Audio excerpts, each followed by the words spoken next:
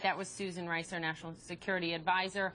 Let me bring in former UN and State Department official David Tafuri. Thank you for being with me. Also, I should point out, David is a former Obama campaign foreign policy advisor. So we just heard Susan Rice say that Netanyahu's decision to address Congress is destructive to the fabric of the relationship.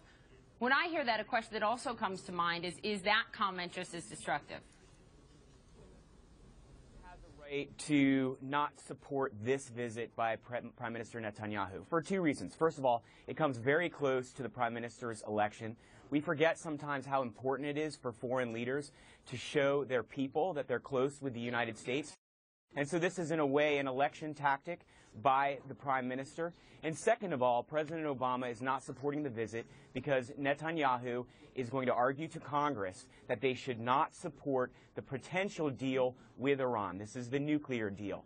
And the President and his team are working very hard to negotiate that deal, and therefore the President would prefer that the Prime Minister were not coming at this time to make that argument to Congress. However, Speaker Boehner wants to use this to inform members of Congress. He certainly doesn't support the negotiations, at least as far as they are going so far, with Iran, and he's going to use it to help make the case to members of Congress not to support a weak deal or a deal that doesn't ensure that Iran will not have nuclear weapons for a long time. He doesn't trust, even if there is a deal, Netanyahu doesn't trust at all that Iran is going to live up to its end of it. I mean, that's what it boils down to.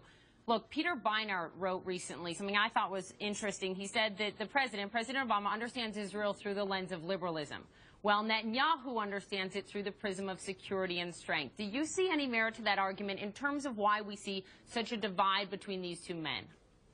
I don't think you can break it down like that. I mean, you could argue that both are seeking to achieve greater security in the Middle East. The President, by working out a deal with Iran so Iran will not have nuclear weapons. The Prime Minister worried that Iran will break any deal. So the devil is in the details. What will the deal say?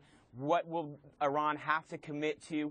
And most importantly, in many ways, will the deal require that Iran back off and make progress on its agreements under any deal before sanctions are lifted by the U.S.? Again, that's the incentive for Iran. It really wants these sanctions lifted. Therefore, many support lifting the sanctions gradually as Iran demonstrates that it's honoring the deal.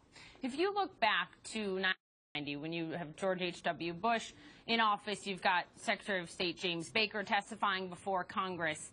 You also have a point in time when there was a very frosty relationship between the United States and Israel. Do you believe that the tension was worse then? Do you believe it's really at its worst right now? I mean, do we have to look at this in a little bit broader context?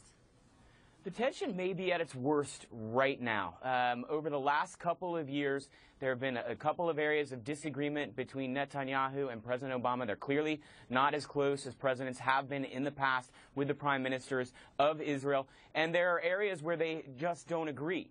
That doesn't mean that they can't become closer in the next few years. Certainly, the Iran issue needs to be worked out. Israel has to be satisfied that Iran is really going to live up to the very strong terms and give up its effort. But David, do you think Israel, even if the U.S. is successful in reaching an agreement with Iran by the deadline, do you think Netanyahu is going to buy it and believe Iran? Well, I mean, if a deal is worked out and the other 5 countries that are working on the deal with the U.S.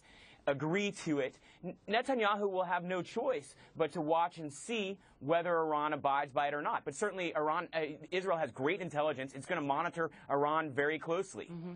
David, thank you. I appreciate it very much. Good to have you on the program.